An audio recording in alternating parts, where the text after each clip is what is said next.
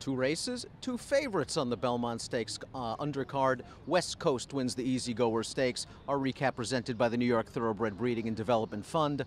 Mike Beer, the source look good? Yeah, I did.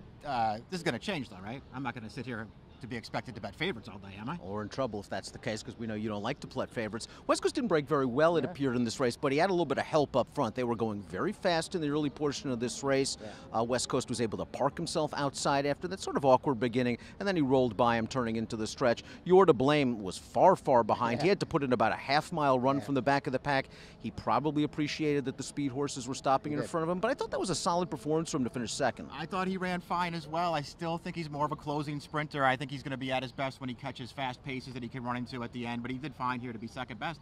I mean, the winner was just way too good for these horses today. I thought that the Pletcher horse, while a well-beaten third, actually outran expectations, considering he was part of that hot pace, parked out there 3 wide, and he was still in it with a chance turning into the stretch. Of the pace horses, he was still there. I thought it was a good performance for him. I agree. Ran to his figures, didn't he? He had the 2 big figures on the way in. I wasn't sure how I really felt about those 2 races, but he backed it up pretty well today. How good do you think West Coast ultimately is it going to be? Is it too early to tell? Off of this performance, do you think Baffert is another late-developing 3-year-old that can be a factor in races like the Haskell or the Travers?